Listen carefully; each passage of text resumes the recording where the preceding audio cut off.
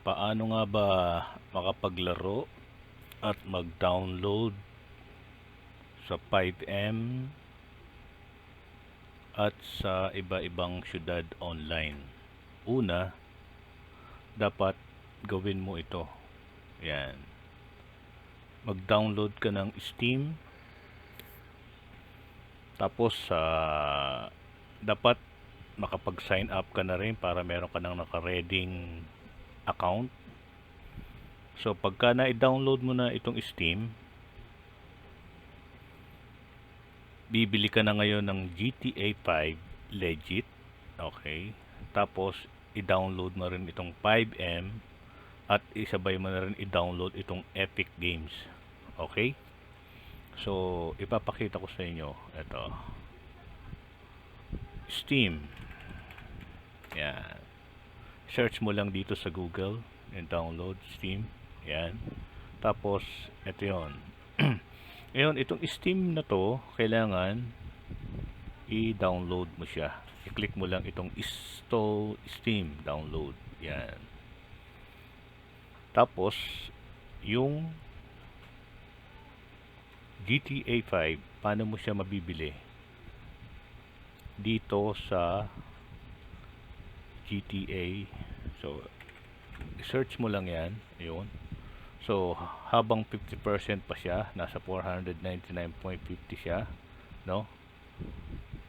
Ayan. So, ito 50% off na siya.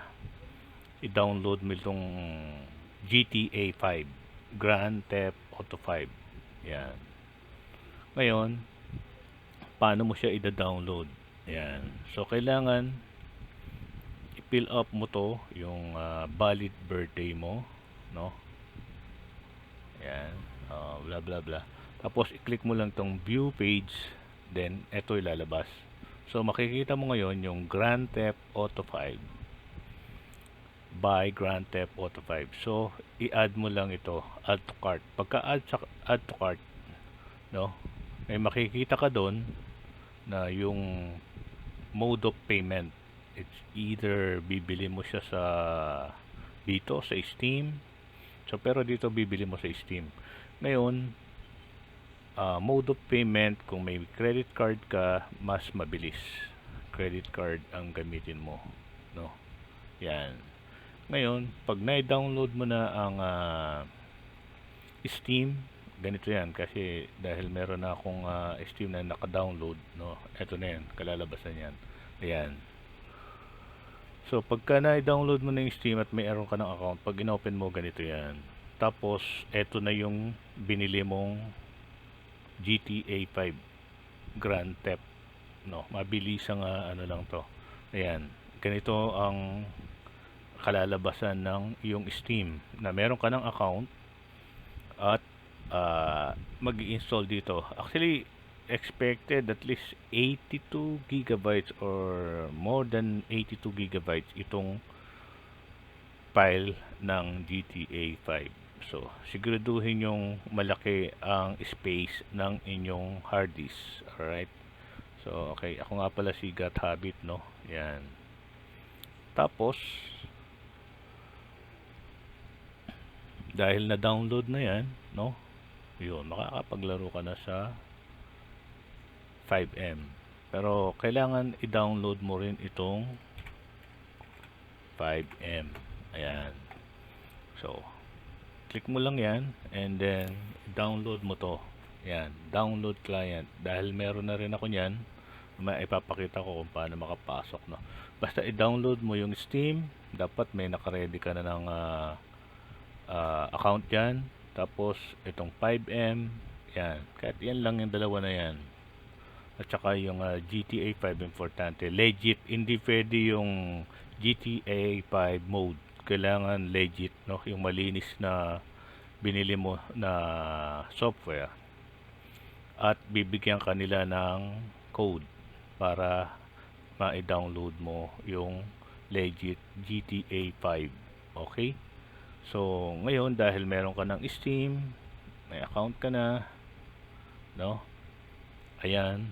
So, open mo lang yan. Ganito, pag na-open mo na. Tapos, pagka nagawa mo na lahat yan, ulitin ko. Ito ang importante na download to, itong Steam, ito download, so ito yung binayaran mo, at least 50% ngayon yan. Itong Fivem, itong Epic Games, pwede mo rin i-download Epic Game, pero ang sa akin kahit ito lang i-open mo yan, tas meron ka nito, tas meron ka yan, makakapaglaro ka na. Okay, dahil naka-open na itong aking Steam, papakita ko ngayon yung Fivem. Itong Fivem na to, dahil naka-install na rin, ipapakita ko ngayon, double click, no? Papasok tayo sa iba't ibang syudad. Okay, so ngayon huwag niyong kalimutan po suportahan ang aking mga base yan, tulad niyan, itong aking website, itong aking YouTube channel, yan, YouTube channel Habit Record Shop, itong Teddy Lagman Official, .habit.web, teddylagman.web, yan ang mga website, or yung aking Teddy Lagman page, FB, Sticker Habit, Details page, Twitter, Instagram. Ayan. Pwede nyo pong i-like, follow, or pwede po kayo mag-subscribe para masuportahan nyo naman po ako. Ayan. Okay. So ngayon, ipapakita ko ngayon dahil na-open na itong Fivem. Ayan. So ano bang gagawin mo? Click mo lang itong play, and then pwede kang pumili, halimbawa Philippines. Yan. Philippines. So, ibig sabihin yan, yan pong nakikita nyo yan, yung mga syudad, yung mga city, yung mga server, ayan. Puro Pinoy po yan, puro Filipino, or Philippine channel or server. Okay? Yan po. Kung saan man kayo gustong pumasok. Ayan. Okay, so ayun, dahil napakita ko na sa inyo yung Steam, yung step by step na tutorial, so sundan nyo lang po ito. Yan, importante meron ka ng account sa Steam. Yan, habang 50% pa, i-download nyo na, bilhin nyo na, mas mura. Dahil nung aking binili ko ay 9999. Yan. Ulitin ko, paano ba makapaglaro at mag-download sa Fivem at sa iba't-ibang syudad online. Yan. At sana makapaglaro tayo in the future. Okay? So, yan po. Sana po makatulong itong aking video na to. So, pwede tayong pumasok sa alimang gusto nating RP, no? Kayo na kung bahala pumili. Okay. So, pag-exit, ganito lang naman pag-exit tayo. Yun.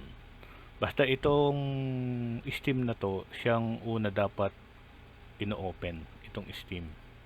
Ito po dapat ang unang ino-open bago ang Fivem. Steam muna. Basta importante na download mo na, ganito ang features niya, makikita nyo. Pag na-download mo na tong Grand Theft, okay, gaano ba katagal ang mag-download ng Grand Theft 5 dahil 82 gigabyte siya. So depende sa internet, depende rin sa speed ng iyong desktop. Okay, ulitin ko, depende sa speed ng iyong internet at depende rin sa speed ng iyong Wi-Fi or internet connection, pati yung specs ng iyong desktop. Okay, so pag na-download mo na yan, i-open mo na kagad ang iyong Steam at makikita mo na yan, no? Tapos at saka mo i-click yung Fivem, double click lang. Pero kapag in-open mo ang Fivem, kapag beginner ka, expected na mag-upgrade yan at mag-update at mag-update yan. Okay, kapag nakapag-update ang Fivem, no, yan, pabayaan nyo lang. Okay, hanggang sa makapasok na kayo sa mga server. Alright, okay guys, hanggang sa muli. Okay, Maraming salamat po at sana'y may matutunan kayo dito.